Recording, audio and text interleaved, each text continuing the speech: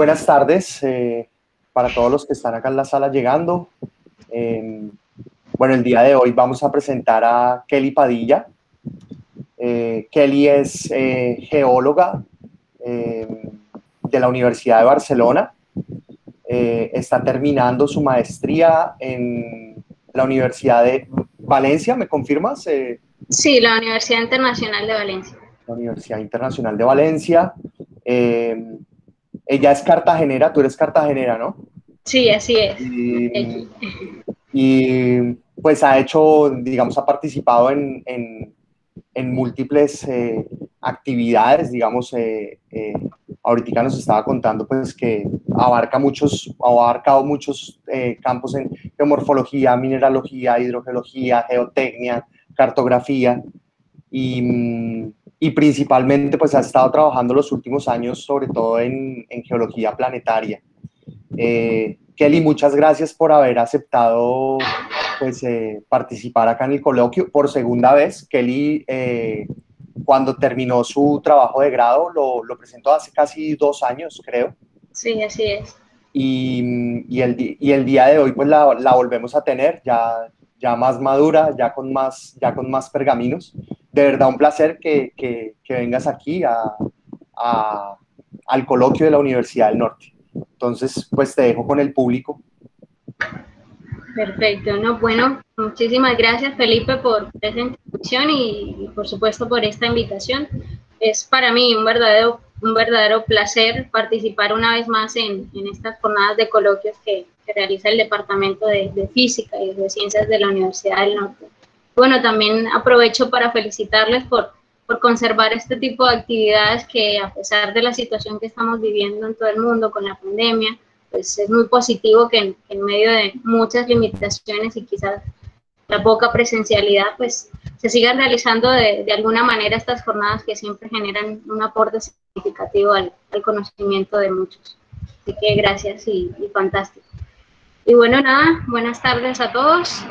Voy a poner la presentación para iniciar.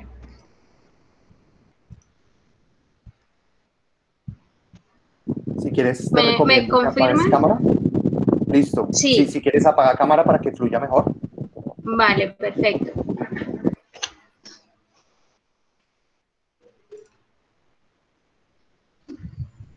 Bueno, me confirman si pueden ver.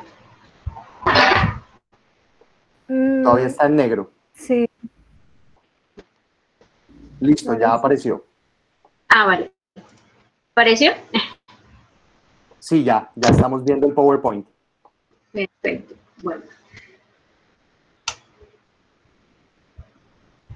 Bueno, muy buenas tardes a todos. En esta ocasión vamos a hacer un recorrido muy interesante sobre las distintas exploraciones del espacio desde una perspectiva geológica. A partir de un contexto histórico breve entenderemos la importancia de la geología en el estudio del universo, especialmente de nuestro sistema solar. Y revisaremos algunos aspectos de la geología planetaria, sobre todo entender qué es la geología planetaria y qué estudia. Así que nada, bienvenidos a la charla de hoy, gracias por su asistencia y espero que sea de su agrado. Vale, antes de entrar en materia y aunque hablaremos con más detalles de algunos conceptos, conozcamos de manera muy somera qué estudia la geología planetaria.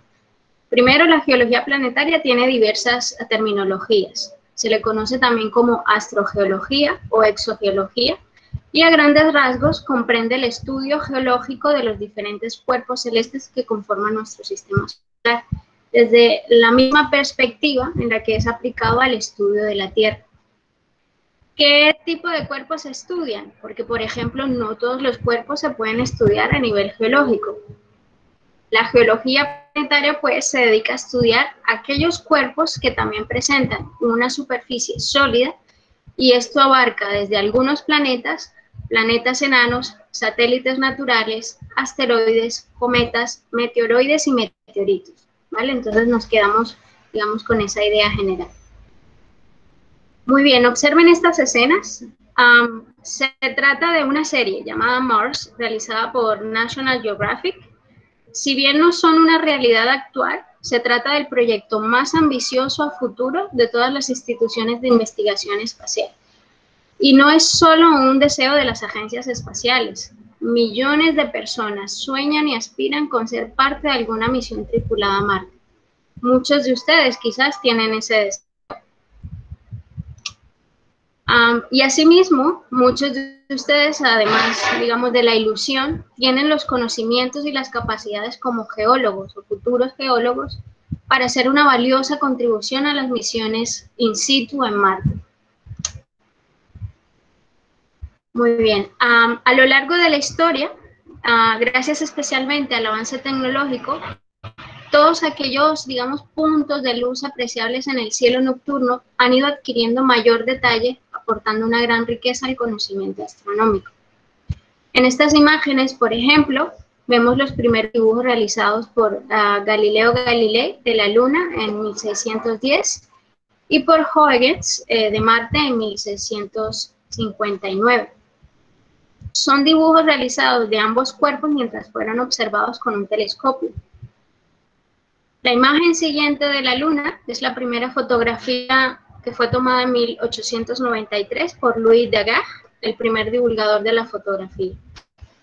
Y bueno, años posteriores, gracias al progreso tecnológico y de la ingeniería, podemos tener imágenes de la Luna y de Marte bastante nítidas y con muchos detalles de su superficie como estas.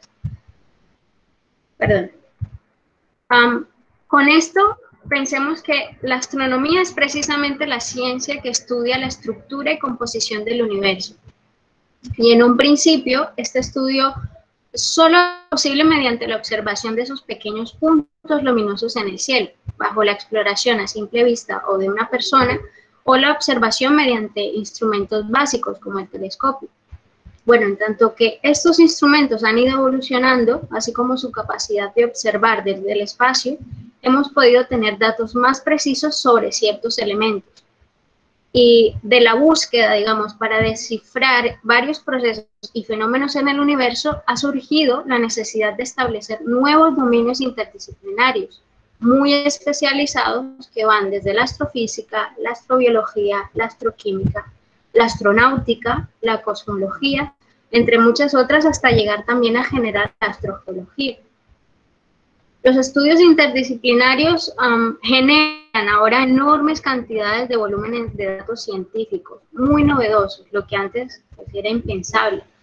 Es a partir de reveladoras imágenes como estas que ha sido posible identificar y determinar geomorfologías, elementos y estructuras en las que el papel del geólogo es para su interpretación, ya que desde los conocimientos adquiridos por el estudio de la Tierra se puede hacer una especie de interpolación o establecer analogías que nos permitan entender qué estructuras geológicas se han formado en esos cuerpos sólidos e incluso llegar a establecer hipótesis de cómo se formó el sistema solar. A día de hoy, bueno, ya podemos hacer geología con muchos de estos cuerpos. Podemos tocarlos, podemos recolectar muestras, estudiar su composición, hacer mapeo topográfico y geológico, e incluso llegar a reconstruir una historia geológica de esos cuerpos. Lo anterior se evidencia con estas imágenes. Por ejemplo, tenemos la misión Apolo 11 en 1969, donde se recolectaron alrededor de 22 kilogramos de muestra de roca lunar. En la imagen siguiente vemos un autorretrato, un selfie del rover Curiosity en la superficie marciana, confirmando su exitoso aterrizaje sobre el cráter Gale en el 2012. Su misión ha consistido principalmente en recolectar docenas de muestras de suelo y polvo marciano para ser analizados, además de tomar numerosas secuencias fotográficas en alta resolución de todo el paisaje. También tenemos en la imagen de la derecha el rover Pathfinder, cuya labor mediante observaciones panorámicas del paisaje, bueno, del relieve en general, de la distribución de las rocas, todo ello permitió descubrir procesos geológicos marcianos, interacciones entre la superficie y la atmósfera. También se ha conseguido producir un mapa geológico unificado de la Luna, generado a partir de los datos recogidos de 6 mapas regionales que fueron hechos durante el programa Apolo, complementándolo con recientes misiones satelitales a la Luna. Este mapa, pues por supuesto, tendrá un gran valor científico y educativo y además será muy útil para futuras misiones tripuladas a la Luna. En la última imagen, de la derecha, vemos un mapa geológico del satélite Titán, que es el mayor de los satélites de Saturno. Este mapa geológico se generó a partir de datos de la misión internacional Cassini, que sobrevoló Titán entre 2004 y 2017. Su creación también ha revelado interesantes estructuras que muestran a Titán como un cuerpo dinámico constituido por llanuras, pero también por dunas, lagos, cráteres y otro tipo de relieves. Así que, en general, podemos darnos cuenta cómo la geología planetaria es actualmente una de las disciplinas clave a la hora de explorar el espacio.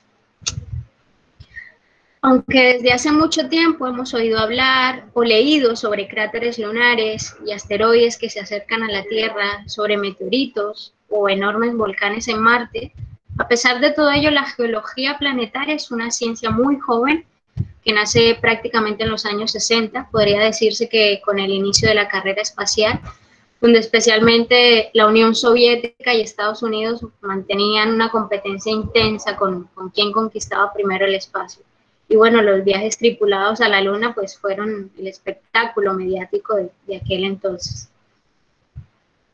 Precisamente con estas imágenes, con estas misiones, tripuladas a la Luna, la contribución geológica ya se hacía notar dentro de las exploraciones espaciales, ya que para poder estudiar la Luna con cierta efectividad y, pues claro, aprovechando la oportunidad de tener personas pisando su superficie y además recolectando muestras, pues había que instruir tanto a científicos, astrónomos, ingenieros, como a los mismos astronautas, qué muestras eran las más interesantes que debían recolectar e incluso cuál debía ser el mejor escenario para hacer el alunizaje. Y para ello había que enseñarles un poco de geología, desde, digamos, algunos conceptos básicos hasta geología de campo. Pues desde este contexto aparece un personaje protagonista, el geólogo estadounidense Eugene Shoemaker, quien es considerado el padre fundador de la geología planetaria. Shoemaker fue uno de los pioneros en la exploración del sistema solar y sus contribuciones más destacadas fueron en el estudio de los cráteres y de la ciencia lunar. De hecho, al ser el responsable de la seguridad del primer viaje tripulado a la Luna, él tuvo que probar y comprobar el funcionamiento de los primeros trajes de astronautas. Además, examinó y analizó con detalle el mapa de la Luna, porque él también era el encargado de seleccionar el lugar donde aterrizaría el Apolo 11. Este destacado geólogo pues, fue en esencia el maestro que brindó los conocimientos geológicos necesarios a los grandes astronautas como Neil Armstrong y Buzz Aldrin, quienes fueron los primeros hombres en pisar la Luna. Eugene Shoemaker murió el 18 de julio de 1997 y curiosamente sus cenizas hoy están enterradas en la Luna. Es de hecho el primer hombre cuyos restos se encuentran en otro cuerpo. Pues gracias a este gran geólogo y astrónomo y a muchos otros personajes importantes, se impulsó la geología en el ámbito astronómico en los años siguientes. Y no solo desde una visión espacial, sino que además gracias a él se pudo entender que los cráteres presentes en nuestro planeta estaban asociados a fenómenos de impacto de grandes cuerpos extraterrestres y no eran simples formaciones de lagos o canteras de volcanes como se solía pensar anteriormente. Entonces, es entonces donde se empieza a gestar un poco el interés por la geología planetaria. Y lo que es más importante, se empiezan a desarrollar múltiples investigaciones en este ámbito, no solo desde el escenario lunar, sino trascendiendo al estudio de otros planetas y satélites de nuestro sistema solar. Bueno, ya entrando más en materia con algunos aspectos de esta disciplina, así como lo mencionamos brevemente al inicio, siempre se hace, digamos, un primer abordaje a la geología planetaria con la pregunta, ¿qué cuerpos se estudian en geología planetaria? Ya sabemos que la geología planetaria se dedica al estudio de los cuerpos sólidos del sistema solar. No exclusivamente los cuerpos rocosos, dado que hay muchos otros cuerpos como satélites de planetas gigantes, los cuales no tienen una composición rocosa, pero su estado sólido sí presenta comportamientos similares a los materiales o grandes estructuras rocosas. Entonces, específicamente la geología planetaria se encarga del estudio de los planetas interiores del sistema solar, que son Mercurio, Venus, por supuesto la Tierra y Marte. En su estudio también abarca satélites naturales, como la Luna, Europa, Titán, Io y Calisto. Se incluyen los planetas enanos como Ceres y Plutón, los cuerpos menores, que son principalmente cometas y asteroides, y los meteoroides, que están directamente relacionados con los meteoritos. Bueno, en lo que se refiere a los planetas, para que un cuerpo celeste sea considerado un planeta, este debe cumplir 3 condiciones básicas. La primera es que presente una órbita alrededor del Sol. En segundo lugar, debe tener suficiente masa para que su gravedad supere las fuerzas del cuerpo rígido, de manera que asuma una forma en equilibrio hidrostático, es decir, que adquiera una morfología prácticamente esférica. Y como tercera condición, el cuerpo debe haber limpiado la vecindad de su órbita de otros pequeños cuerpos. Bien, pues de acuerdo con esto, podemos decir que el sistema solar está compuesto por 8 planetas, ¿cierto? Que son Mercurio, Venus, Tierra, Marte, Júpiter, Saturno, Urano y Neptuno. De estos 8 planetas, la geología planetaria se ocupa de estudiar los planetas interiores, o también llamados planetas terrestres. Los planetas terrestres son los más próximos al Sol. Son mucho más pequeños y menos masivos que los planetas gigantes. Son cuerpos sólidos, compuestos básicamente de metales y silicatos. Los núcleos son de composición metálica y presentan una corteza rocosa. Todos estos planetas tienen atmósfera, aunque estas son muy pequeñas si se las compara con la de los planetas gigantes. La composición y la densidad de las atmósferas sí varían muchísimo. Mientras Mercurio, por ejemplo, tiene una atmósfera tan tenue que solo pudo ser descubierta hace poco, la atmósfera de Venus, en cambio, es tan densa que no permite ver directamente la superficie del planeta. En cuanto a los planetas enanos, solo cumplen las 2 primeras condiciones. Orbitan alrededor del Sol y presentan una morfología esférica. Pero estos cuerpos no han barrido la vecindad de su órbita de otros pequeños cuerpos o partículas, sino que comparte su entorno con ellos. No obstante, los planetas enanos no orbitan alrededor de otros cuerpos como los satélites. Los principales planetas enanos identificados son Ceres, que fue descubierto en 1801, Plutón, que se descubrió en 1930, y Eris, que fue descubierto en el 2005. Luego, en el 2008, se identificaron 2 nuevos integrantes, que son Makemake y Haumea. Bien, ya en lo que respecta a los satélites, el término satélite hace referencia a aquellos cuerpos que presentan una órbita estable alrededor de otro cuerpo más masivo. La mayoría de los planetas tienen satélites, e incluso hay pequeños cuerpos que tienen otros cuerpos orbitando a su alrededor. Por ejemplo, se conocen satélites orbitando asteroides. Pues los satélites pueden ser naturales y artificiales, que son los producidos por nuestra tecnología. Los satélites naturales planetas tienen tamaños que van desde unos kilómetros hasta algunos miles de kilómetros de diámetro. Los satélites Ganímedes, que es de Júpiter, y Titán de Saturno, por ejemplo, son incluso más grandes que el planeta Mercurio en tamaño, porque en masa son del orden de la masa de este. Los 7 satélites mayores de los planetas gigantes y la Tierra, que tienen entre 2.500 kilómetros de diámetro, son los cuerpos más masivos después de los planetas. Y estos son Ganímedes, Calisto, Io y Europa, que son satélites de Júpiter, Titán, que es un satélite de Saturno, la Luna, y Tritón, que es un satélite de Neptuno. Algunos incluso tienen una atmósfera conocida como Titán, Io y Tritón. Buena parte de los satélites de los planetas se formaron junto con el planeta, con material residual que no llegó a colapsar sobre el planeta. Pero otros, como el caso de Tritón, son objetos capturados por el planeta en una etapa posterior a su formación. Marte también presenta 2 pequeños satélites, que son Phobos y Deimos, que son probablemente 2 asteroides capturados gravitatoriamente por el planeta. Bien, en cuanto a los cuerpos menores, son también conocidos como pequeños cuerpos del sistema solar y presentan una órbita alrededor del Sol, pero no corresponden ni a un planeta, ni planeta enano, ni satélite.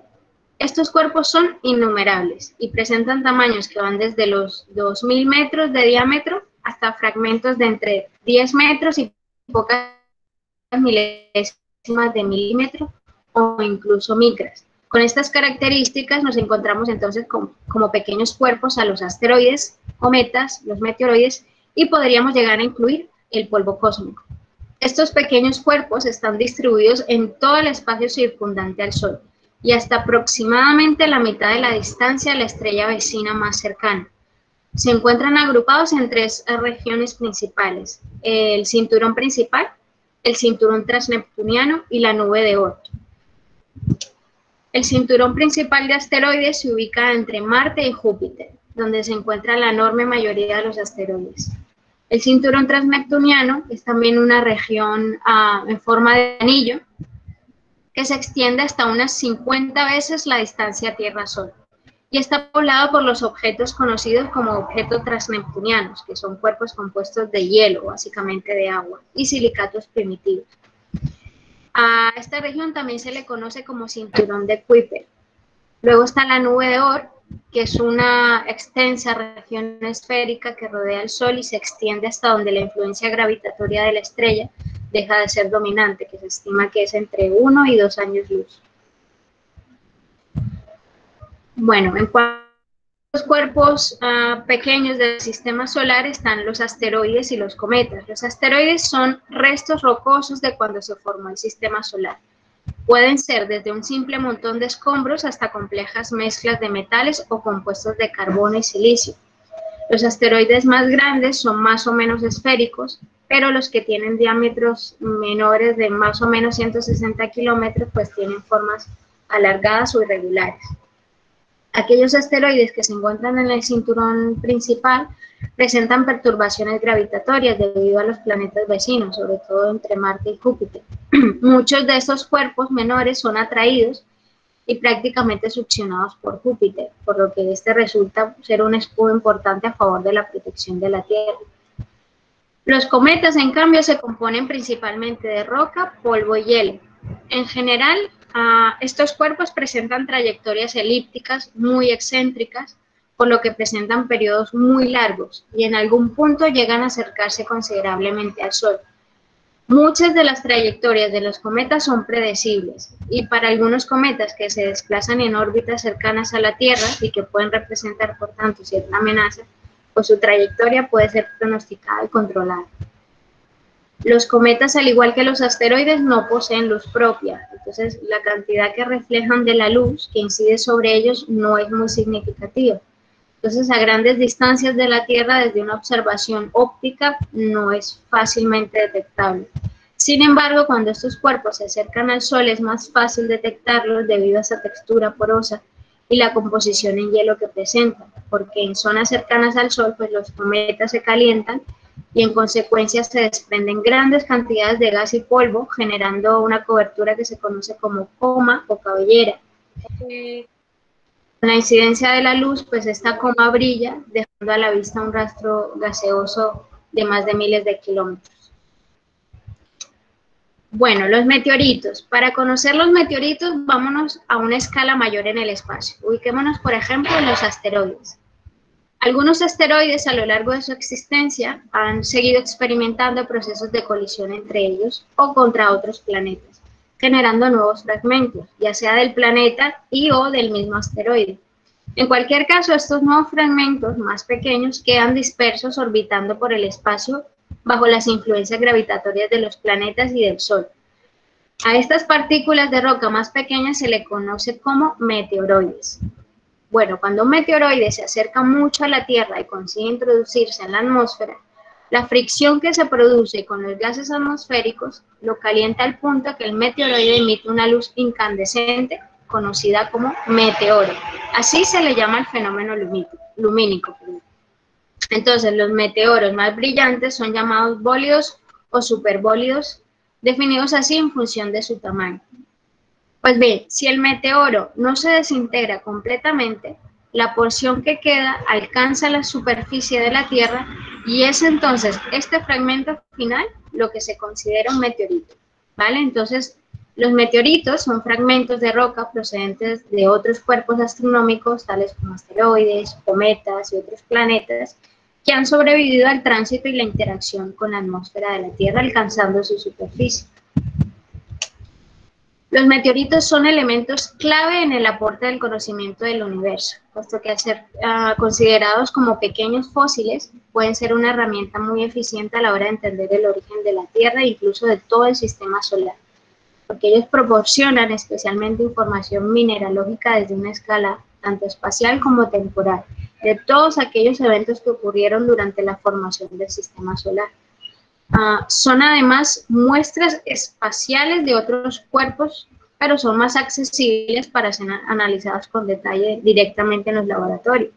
Ello implicaría, por supuesto, menor inversión económica en comparación con los proyectos de lanzamiento de sondas espaciales o naves espaciales tripuladas. Los meteoritos también son una fuente importante de información para determinar la composición de los asteroides, dado que muchos de estos pequeños fragmentos provienen de asteroides. Y los meteoritos pues, son más accesibles para ser estudiados directamente en un laboratorio. Pero entonces, digamos, ¿por qué se ha vuelto tan importante conocer los asteroides? Bueno, además de evaluar el grado de vulnerabilidad respecto a los fenómenos de impacto a la Tierra, se ha descubierto que la composición química de los asteroides es perfecta para proveer a toda la humanidad de los recursos que ahora se han vuelto tan necesarios y que en la Tierra pues están escaseando o son escasos por naturaleza. Entonces, la composición de un asteroide está determinada, digamos, por qué tan cerca está del Sol.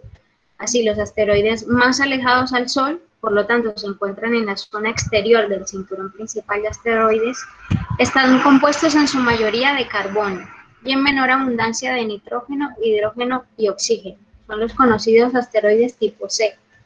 Mientras que los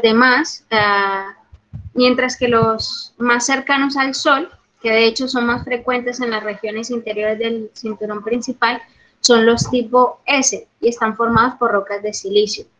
Los silicatos, pues como bien saben, son muy comunes en la Tierra y en el sistema solar.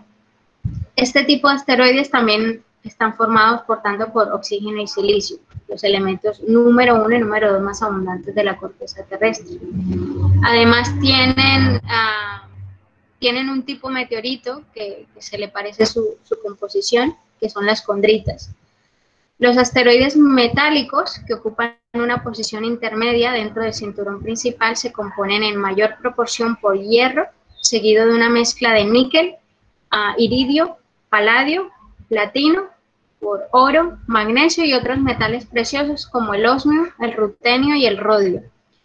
Hay también algunos asteroides mixtos que son una composición de silicato y metales.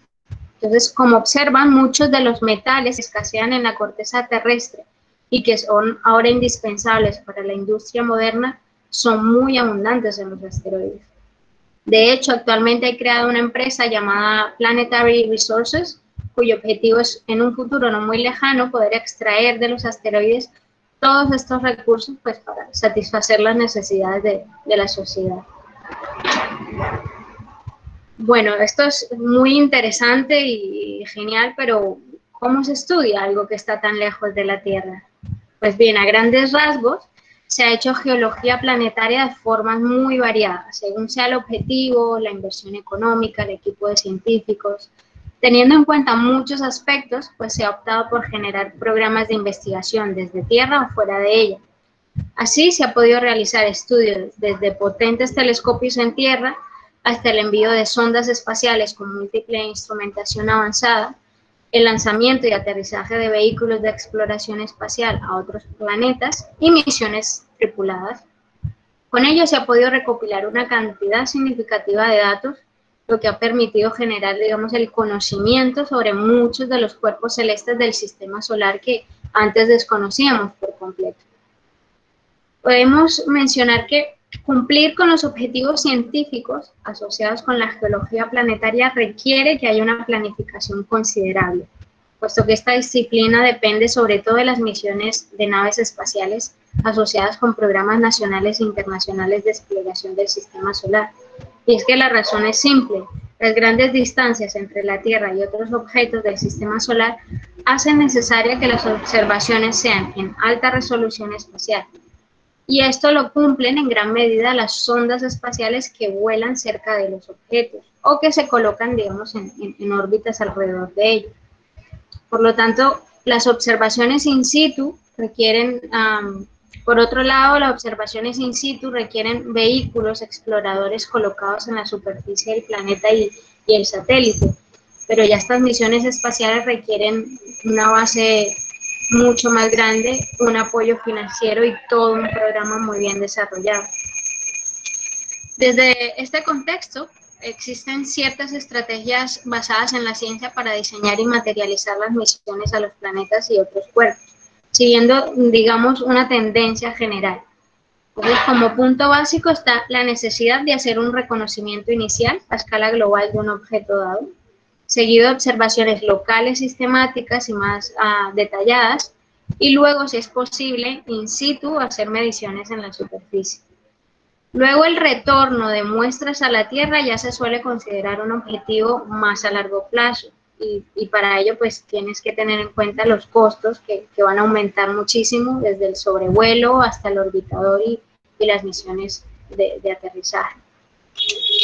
Por otro lado están las observaciones de planetas y satélites desde la Tierra. Ellos proporcionan información de apoyo, pero importante y necesaria, digamos, para capitalizar los datos devueltos durante las misiones espaciales. Generalmente las observaciones desde la Tierra pueden extenderse durante un periodo de tiempo mucho más largo que las observaciones desde el espacio. Por ejemplo, el observatorio Lowell en Flagstaff, en Arizona, mantiene un archivo que contiene miles de placas fotográficas de Marte que fueron adquiridas durante casi un siglo de observación. También hay menos limitaciones en lo que se refiere a volumen de instrumentación, de peso y tasas de recopilación de datos en comparación con las observaciones espaciales. Bueno, con todo lo que les he comentado hasta ahora, nos damos cuenta que la geología planetaria no es una ciencia, diríamos, pura. Es quizás una de las ciencias más mixtas o mestizas que hay de toda la astronomía. Y es que la geología planetaria se complementa de muchas bases científicas, como la física, la matemática, la química. La geología planetaria, en primer lugar, necesita de la geología para entender los diversos procesos o fenómenos geológicos que se dan en otros cuerpos. Pero es que además necesita de la propia astronomía clásica, para saber qué cuerpos existen en el universo y dónde se encuentran. También necesita de la física, por ejemplo, para estudiar la mecánica celeste, es decir, entender cómo estos cuerpos se movilizan alrededor del Sol y cómo interactúan entre ellos desde sus distintas órbitas gravitacionales. También necesita de la biología, porque, por ejemplo, hay organismos cuyas estructuras esqueléticas pueden formar tipos de rocas específicas o pueden formar distintas texturas en las rocas. De las matemáticas, porque, entre otras cosas, permite generar modelos que nos ayudan a entender determinados procesos geológicos. La geología planetaria también necesita de la química, porque al final pues las rocas son un agregado de minerales y estos minerales varían según su composición química y su formación por ende se genera por procesos químicos. También se nutre de la meteorología y la climatología, puesto que estas tienen un gran efecto sobre la formación, la transformación y la conservación de las rocas. Inclusive, por ejemplo, estudiando las rocas sedimentarias, en muchas oportunidades podemos obtener registros climatológicos y, por tanto, con rocas sedimentarias extraterrestres podríamos tener datos del clima en aquellos cuerpos con atmósfera, como Marte. Y, por supuesto, la geología planetaria también necesita de la ingeniería, que es un campo inherente al desarrollo de la exploración espacial en sí misma. Muy bien, ya hemos visto algunos conceptos sobre los cuerpos que estudia la geología planetaria y otros aspectos importantes de esta disciplina. Y en esta parte final de la charla me gustaría hablar un poco de algunos elementos en concreto que considero importante mencionar dentro de los descubrimientos, digamos, que se han hecho. Una de las cuestiones más importantes que investiga la geología planetaria es la composición de los cuerpos que conforman el sistema solar. Y para ello se ha optado mucho por aplicar la espectroscopía, cuyo objetivo básico es examinar la interacción que existe entre la radiación electromagnética y la materia. Por tanto, es una técnica idónea para determinar de qué está hecho un cuerpo basándose en su espectro característico, es decir, la distribución de la energía emitida por un objeto celeste. La espectroscopía en la actualidad es una disciplina importante dentro de la astronomía y sus fundamentos pues, se basan a grandes rasgos en la idea de que cada elemento químico absorbe, emite y refleja radiación electromagnética de una forma característica. De forma que en los cuerpos planetarios, asteroides y cometas, la luz reflejada contiene bandas de absorción debido a los minerales presentes en las rocas o polvos de estos cuerpos rocosos. Con la espectroscopía también se puede llegar a estimar la temperatura que presenta un cuerpo, ya que cada elemento químico presenta variaciones en el espectro en función de su temperatura. La espectroscopía es una forma muy útil para conocer la composición superficial de un cuerpo, pero no se puede saber la composición, digamos, a nivel interno. Es por eso que en conjunto con técnicas geofísicas, como el uso del radar, se intenta hacer un cálculo estimado de la densidad que tiene un cuerpo. Y en este sentido podríamos deducir que la densidad podría ser un buen indicador para determinar de manera aproximada la cantidad de hierro que puede haber en el núcleo y saber si es grande o pequeño, si está rodeado por material rocoso, etc. Entonces, algunas de estas estimaciones que son observadas y calculadas se pueden comparar con modelos matemáticos y, digamos así, comprobar que las estimaciones son más o menos coincidentes y por tanto acertadas. En este concepto pongamos el ejemplo de Mercurio. Mercurio es el planeta más pequeño de los 4 planetas rocosos y es el que más cerca está del Sol. Se compone principalmente de elementos metálicos y silicatos en su superficie. A pesar de ser el planeta más pequeño, tiene una densidad muy alta, de unos 5,4 gramos por centímetro cúbico. Es el segundo cuerpo con mayor densidad después de la Tierra. Entonces, ¿cómo puede ser esto? Bueno, considerando lo que había mencionado antes, la densidad de Mercurio se puede usar para deducir aspectos de su estructura interna.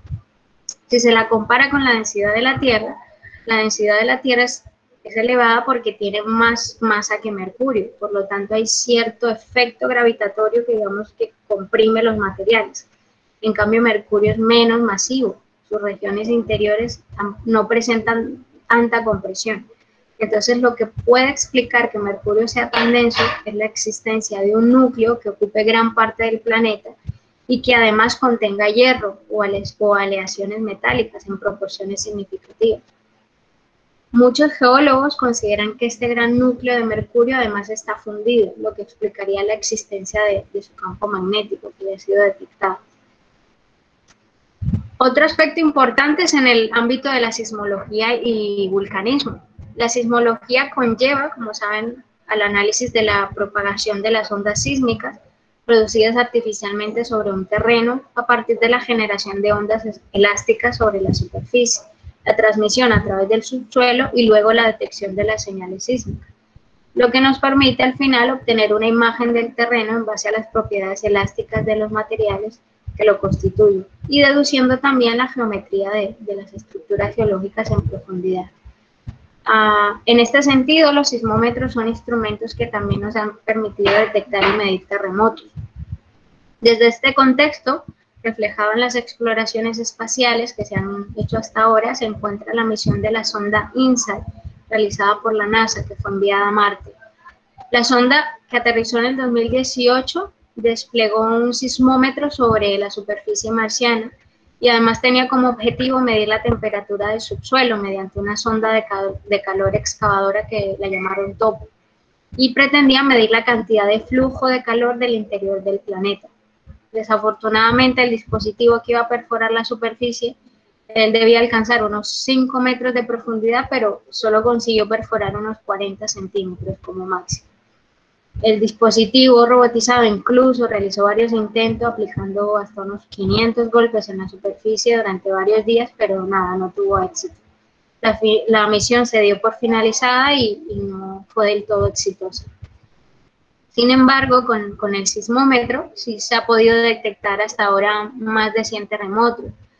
De hecho, según una publicación hecha en la revista Nature Geoscience, si no me equivoco, con la sonda InSight se han registrado 174 terremotos y algunas de esas sacudidas alcanzaron una magnitud entre 3 y 4.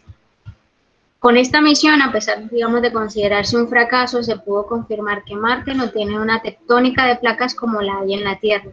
Por lo tanto, son otros procesos los que causan las fallas que generan estos eventos sísmicos. A partir de evidencias de estructuras de volcanismo en Marte, algunos científicos creen que es posible que aún exista magma a cierta profundidad. Entonces, este magma se enfría y la contracción en la cámara en la que se encuentra provoca una deformación de la litosfera que podría, digamos, estar causando estos movimientos sísmicos. Sin embargo, no hay evidencia de que haya emisiones volcánicas. Otros científicos sugieren que al haber encontrado áreas con más material radiactivo como uranio, torio y potasio, puede ser que estos elementos sean los que provoquen, digamos, un calentamiento localizado y se generen finalmente los fenómenos de volcanismo. Como decía anteriormente, sí hay evidencia estructural de que Marte tuvo una actividad volcánica muy activa en el pasado. Y de hecho, en Marte se encuentra el mayor volcán de todo el sistema solar conocido como el Monte Olimpo, que con más de 20 kilómetros de altitud supera el Everest, pues muchísimo, el doble de altura. Otro ámbito muy importante del que se ocupa la geología planetaria es el estudio de los cráteres de impacto. Los cráteres se forman cuando un objeto, como puede ser un asteroide, un cometa o un meteoroide de gran tamaño, golpea un cuerpo rocoso como un planeta o un satélite. Estos cráteres pueden verse en todo el sistema solar y de diversas dimensiones, pequeños y gigantes. Mediante observaciones realizadas por potentes telescopios incluidos en sondas espaciales, pues se ha podido detectar numerosos cráteres de impacto en muchos cuerpos.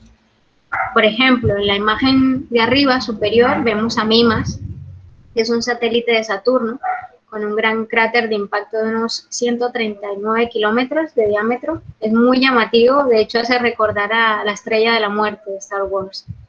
También está el Mare Imbrium, con más de 1000 kilómetros de diámetro, que es uno de los cráteres de impacto más grandes presentes en la Luna.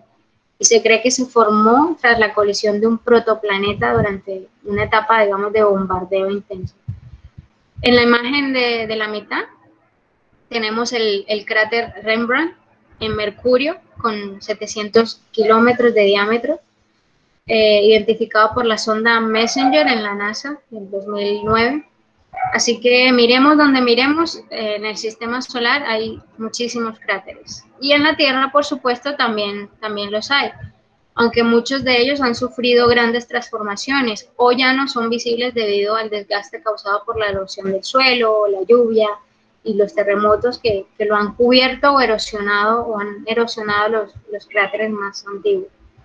Pero en lugares, por ejemplo, como la Luna y Mercurio, que experimentan mucha menos erosión, pues los cráteres permanecen por largo tiempo. Uno de los cráteres más llamativos en la Tierra es el cráter Barringer, con unos 1100 metros de diámetro y casi 170 metros de profundidad. Tiene una morfología de cráter muy típica, de hecho se reconoce bastante bien. Bueno, pues estudiando la estructura de los diversos cráteres presentes en otros cuerpos celestes, se ha podido hacer una asociación a los cráteres observados en la Tierra y confirmar que la misma también se ha visto afectada por estos eventos de colisión en etapas más primitivas. Y la idea que más nos interesa ahora, y es que no está exenta de seguir sufriendo colisiones en el futuro, lo que representaría un peligro importante en la vida de la Tierra. Otro interés en el estudio de los cráteres, contando el número de cráteres y su tamaño en un cuerpo celeste, esto también permite hacernos una idea de lo mucho o poco que se ha modificado su superficie. Otro aspecto importante sobre el estudio de los cráteres, y es que ellos pueden ser lugares idóneos para la generación de la vida, porque digamos todo ese calor que se genera, el intercambio de energía y materia, puede dar lugar a condiciones favorables para la proliferación de ciertos organismos. Incluso se podría llegar a pensar que si en algún momento estos cuerpos pudieron existir grandes masas de agua estables en el pasado, estos cráteres son los lugares más probables para encontrar evidencia de esa agua que nos revelen también si hubo o no hubo vida en algún momento. Bueno, es aquí cuando vemos también que la geología planetaria estudia esos rastros de agua. Hasta el momento, solo en la Tierra y en Marte podemos estudiar con precisión el rastro de agua líquida. En Marte se ha descubierto, por ejemplo, redes fluviales fruto de escorrentías, y eso nos hace imaginar a Marte en un escenario lluvioso donde la corriente de agua deja definido en la superficie estas estructuras ramificadas. Ya también nos hace inferir que tenía una buena atmósfera bien desarrollada en ese momento. Otra estructura bastante importante es la de un delta capturado en el cráter Jezero. Si lo comparamos, por ejemplo, con la del delta terrestre del río Lena en Rusia, vemos que hay grandes similitudes en su morfología y que en esencia es la morfología típica de un delta. Entonces, la presencia de un delta en Marte nos indica que en algún momento este planeta contenía masas de agua líquida estables en su superficie. Además, Marte presenta una estructura que ya es muy conocida, que es el sistema de cañones Valles Marineris, que fue llamado así por la sonda que lo detectó, que fue Mariner 9, creada por la NASA. Pues este sistema de cañones es tan grande que ocupa casi la longitud de Estados Unidos, de este a oeste. Y de las observaciones de este gran cañón, especialmente del descubrimiento de varios canales cerca de los bordes orientales, se considera como primera hipótesis, dentro de las que incluyen la presencia de agua, claro, que en una época pasada circulaba una gran masa de agua que fue erosionando el terreno. Aunque otros consideran que más que agua líquida fluyendo, el sistema de cañones se formó por la presencia de un permafrost en estado de fusión, ubicado bajo el suelo, como se ha visto en la Tierra. Por otro lado, una de las sondas que hizo parte de la misión Mars Express y que se encuentra orbitando Marte, lleva consigo un radar cuyos datos obtenidos revelaron una estructura singular en el polo sur. Este radar detectó y registró una señal característica que algunos científicos lo interpretan como lagos de agua debajo de las capas de hielo y polvo del casquete polar sur marciano, lo que digamos nosotros llamamos lagos subglaciales, algo que en la Tierra, sobre todo en la Antártida, es muy común. Son básicamente lagos de agua y algunos de los cuales han estado, digamos, encapsulados y conservados durante miles de años. Pues bueno, en Marte parece que se han encontrado algunos lagos subglaciales, lo que hace pensar y reafirmar que en Marte sí hubo una masa de agua considerable y aún hay vestigios de ella. Bueno, este interés intenso por encontrar rastros de existencia de agua en otros cuerpos celestes está muy relacionado con el interés de buscar y encontrar vida extraterrestre. Una porción creciente de la comunidad científica ya se inclina a considerar que hay o que pudo existir alguna forma de vida extraterrestre en lugares donde las condiciones resultan favorables, aunque pensemos que bajo solo ciertas condiciones esenciales de habitabilidad, como una posición oportuna del cuerpo respecto a su estrella, bueno, dependiendo también de la temperatura de la estrella, para que pueda existir agua líquida, se puede considerar que tal vida existe o existió solo en formas muy básicas. No todos los cuerpos del sistema solar se consideran aptos para la generación de la vida. Actualmente se tienen en cuenta como posibles objetivos de búsqueda a Marte, a los meteoritos, a Europa, que es el satélite de Júpiter, y Encélado, que es uno de los satélites de Saturno. A los meteoritos se les incluye en relación al origen de la vida en la Tierra, pues muchos científicos consideran que el bombardeo constante de asteroides, cometas y meteoroides en la Tierra primitiva pudo haber ayudado al origen de la vida como un medio, digamos, para suministrar los componentes básicos de la misma. De hecho, esta idea se conoce bajo la teoría de la panspermia. De Europa y de Encélado se cree que tienen un océano de agua líquida bajo su superficie que está en interacción con material rocoso, por tanto rico en minerales, por lo que puede que existan tres componentes esenciales para considerar la generación de vida como la conocemos. Y estos componentes pues serían agua líquida, elementos químicos esenciales para los procesos biológicos y fuentes de energía. En cuanto a Encélado, la misión Cassini de la NASA ha revelado que este satélite es un mundo activo de géiseres helados, y nuevas investigaciones sugieren que estos géiseres pueden estar generando una actividad hidrotermal en su fondo oceánico, lo cual es un entorno potencialmente favorable para los organismos vivos. Y en cuanto a Marte, pues sabemos que de los 5 robots que han sido lanzados a Marte para aterrizar en su superficie, el Perseverance, que aterrizó este año, de hecho, es el primero cuya misión consistirá principalmente en la búsqueda de indicios de vida marciana.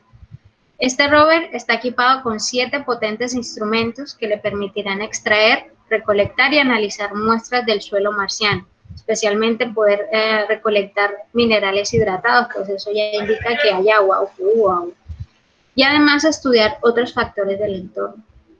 Como aspecto novedoso, lo acompaña un dron que explora aquellas zonas donde el Perseverance no puede acceder. Este robot ha aterrizado en el cráter Jezero. ¿Se acuerdan que antes les dije sobre un delta en el cráter Jezero? Bueno, con el objetivo específico aterrizó ese robot con el objetivo de encontrar restos de agua helada en su interior y en consecuencia pues posibles indicios de vida en el paso marciano. Entonces vemos que nuestro sistema solar es un escenario muy diverso y complejo, pero esa diversidad es lo que lo hace interesante a la hora de estudiar el origen de la vida. Imaginen, en la antigüedad era inconcebible que otros cuerpos celestes albergaran agua en alguna parte. Pues ahora con evidencias de presencia de agua líquida hace pensar que estos cuerpos también pueden generar procesos de intercambio de elementos que de la mano con una fuente de energía adecuada puede servir como generador de la vida. Quizás no exactamente como la conocemos, quizás con otras morfologías o estructuras, o con mayor o menor resistencia a ciertas condiciones y composición, pero al fin y al cabo vida. Y bueno, con todas estas cuestiones, al final, pues lo que se intenta es enlazarlo todo y construir una especie de puzzle o de rompecabezas de la historia del universo, especialmente de nuestra propia historia como seres terrestres, partiendo del conocimiento de que el sistema solar se formó a partir de la existencia de un gran disco protoplanetario constituido por una enorme nube de gases, polvo y partículas rocosas que se encontraban orbitando en una estrella joven recién formada. De este cúmulo de materiales pues, se fueron generando planetesimales mediante procesos de acreción, es decir, roca y polvo espacial se fueron hundiendo y fundiendo hasta formar protoplanetas, en cuyo interior se concentraron elementos más pesados como el hierro y el níquel, y los cuales se fundieron hasta componer el núcleo de muchos protoplanetas. Y en consecuencia, pues los elementos restantes formaron en la superficie minerales más ligeros como los silicatos. Y algunos de estos protoplanetas pues finalmente se convirtieron en planetas.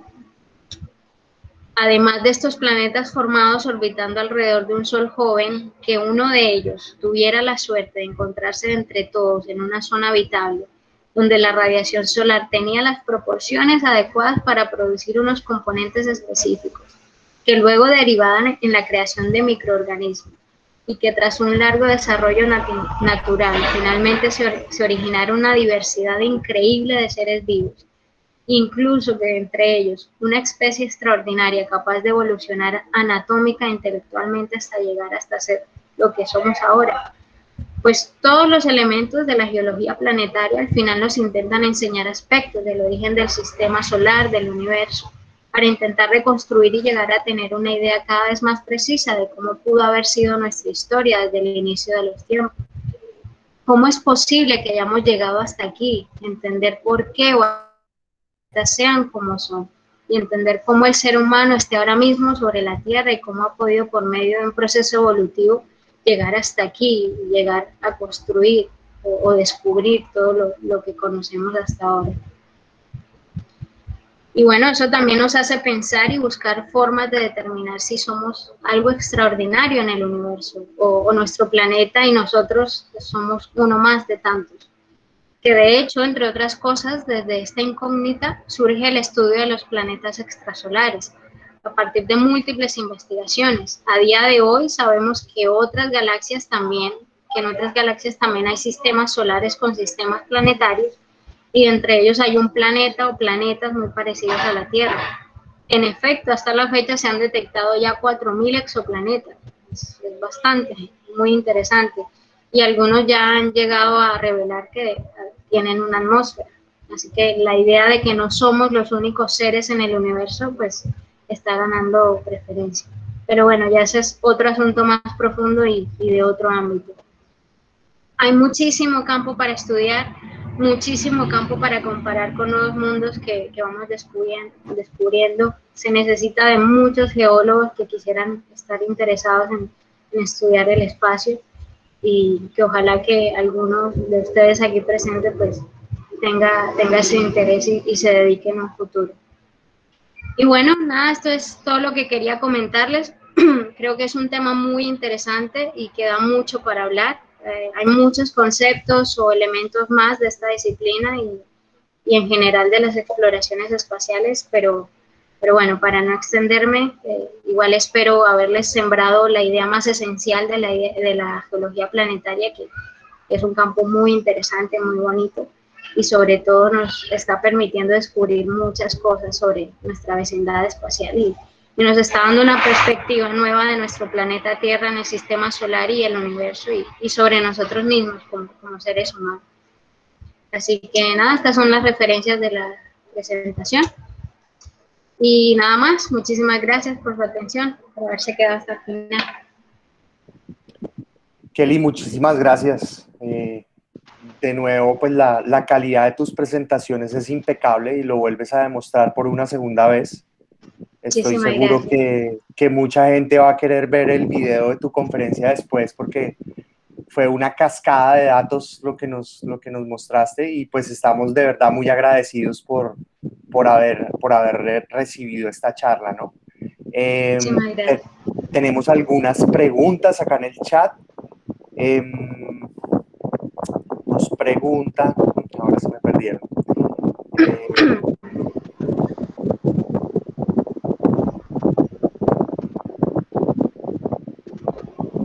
Alguien estaba preguntando algo sobre el núcleo de Mercurio. Si eso era una teoría o ya era comprobado. Espérate, busco la pregunta que no la encuentro. Vale.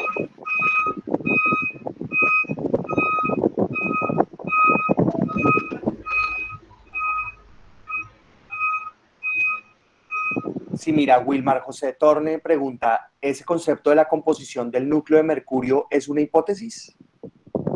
No, no es una hipótesis, sino más bien estimaciones sí, son estimaciones o interpretaciones. Tengan en cuenta, como había mencionado en una de las partes de la presentación, que estamos tratando con objetos que son muy lejanos. Muchas personas no llegan a concebir la idea de cuán grande es la distancia con la que estamos tratando cuando estudiamos incluso con la Luna, a pesar de que enviar una sonda a Marte pueda parecer, digamos, sencillo en cuanto a tiempo, a escala temporal. Entonces, con lo que se intenta hacer con estas ondas espaciales es tratar de captar la mayor dato posible, objetivo. Estos datos simplemente nos dan, como en el caso de la espectroscopía, nos dan cierta composición, o permiten al final con ciertos datos poder determinar ciertas propiedades físicas, como el caso de la densidad. Entonces, te pones a analizar estos datos, que es lo que ya le incumbe más al científico, al ser humano, analizas estos datos y, por ejemplo, empiezas a ver, bueno, Mercurio tiene una densidad bastante alta, ¿cómo es posible que tenga casi la misma densidad que la Tierra? Entonces empiezas a crear hipótesis y al final creas una idea un poquito más acertada. No es una verdad absoluta, eso hay que tenerlo claro, no es una verdad absoluta, es una interpretación más aceptada por la comunidad científica que tiene un poco de lógica, digamos, o un poco de coherencia con los datos y cómo lo vemos también en la naturaleza. Por eso también intentamos hacer una comparativa con la Tierra, porque es lo más cercano que tenemos, cómo se comporta la Tierra, cómo se producen los procesos aquí, tratar un poco de crear esas analogías con otros cuerpos. Entonces, al final no es una hipótesis como tal, sino una estimación de que si en Mercurio su núcleo es mucho mayor y por supuesto tiene una aleación de hierro y níquel. Hay una sonda que sí detectó el campo magnético y sabemos que el campo magnético de la Tierra se produce por ese núcleo fundido en nuestro interior. Entonces lo asociamos un poco a los datos que recibimos de Mercurio.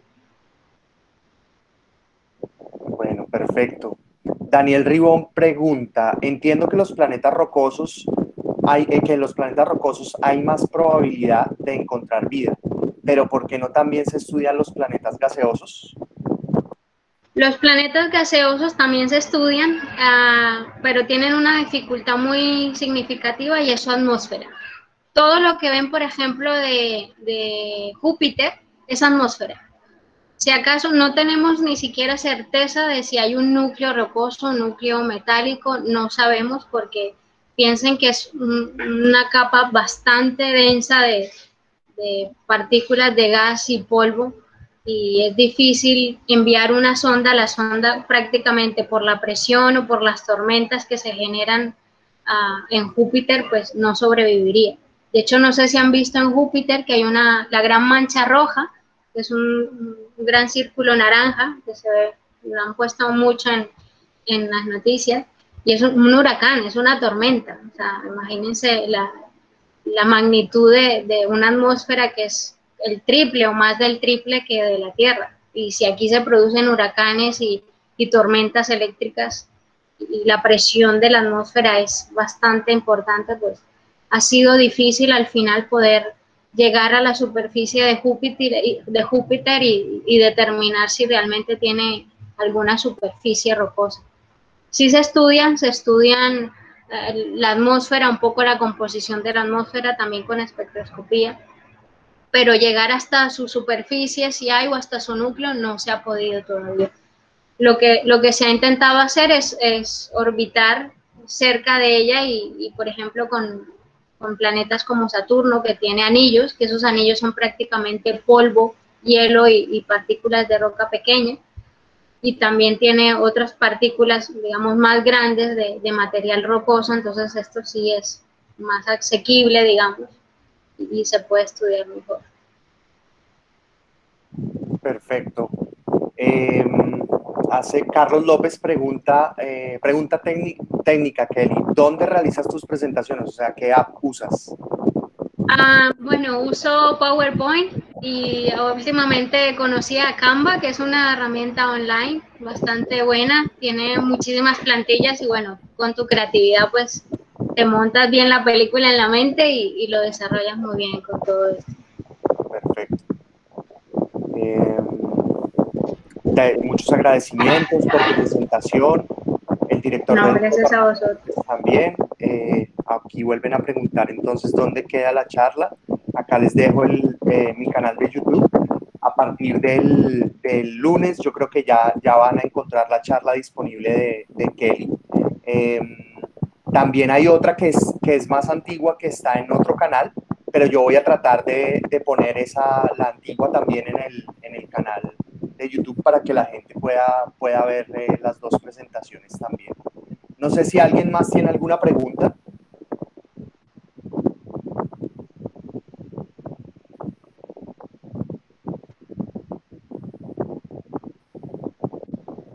Bueno, yo quiero hacerles una invitación, ya como estamos de moda con estos temas de geología planetaria. Quiero mostrarles el martes 23 de marzo vamos a tener un webinar llamado Con los pies en la Tierra y los ojos en Marte. Vamos a tener dos conferencistas, Adriana Ocampo y Fernando Rull. Va a ser presentado por Ángela Posada, ese evento. Y por la tarde, después de las conferencias, vamos a tener un espacio en donde pues, esperamos contar con Kelly, estamos dialogando con ella, pues para que pueda participar y la podamos tener con nosotros también en este evento. Kelly, muchísimas gracias, en serio, de verdad, qué espectáculo de presentación y pues dejas muy animado a mucha gente, entonces espero que sea sea pues que no sea la única vez y que podamos seguir haciendo cosas, ¿no? Con Kelly estamos hablando también de la posibilidad de pronto ofrecer un curso de geología planetaria. Todo se está dialogando y pues les estaremos informando pues a su debido tiempo de todo. Kelly, muchas gracias. No, Felipe, gracias a ti y a todos ustedes por haber asistido, por quedarse hasta el final.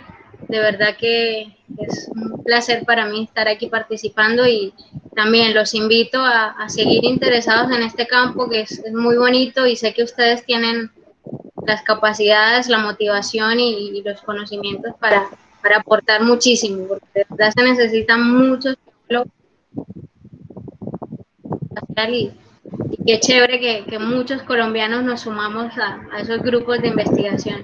Excelente. Es un aporte, una contribución bastante significativa para todo el mundo. Así que nada, los invito a que se motiven. Y no, gracias a ustedes. Ha sido Bueno, muchísimas gracias. Entonces, para los que son nuevos, este es el espacio entonces del coloquio de Física y Geociencias. Nosotros los viernes generalmente hacemos estas conferencias.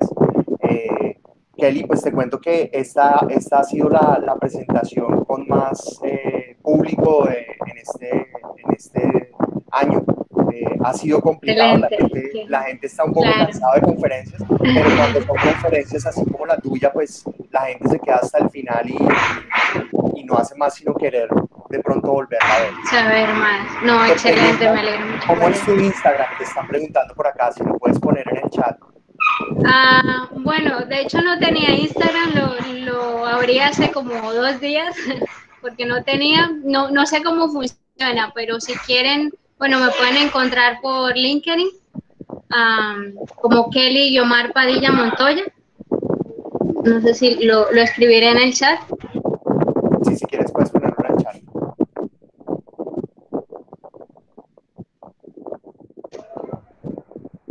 Y entonces les recuerdo, entonces a partir del lunes, yo creo que la conferencia ya va a estar subida ahí en el canal de YouTube.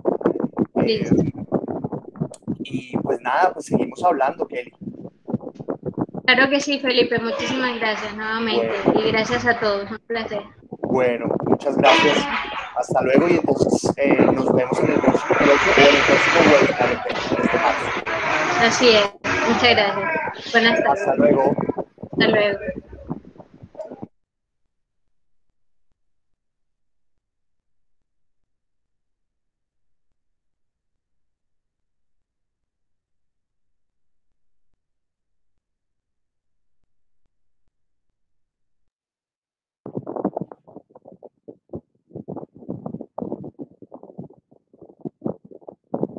Carlos, tienes una pregunta ahí que como tal, pues la universidad en Instagram no pone los eventos, a veces algunos salen en la programación, pero si quieres me puedes escribir un correo para que te agreguemos a la base de datos de a quienes les enviamos los coloquios. Mi correo es felipelamus@uninorte.edu.co. Ya lo pongo en el chat.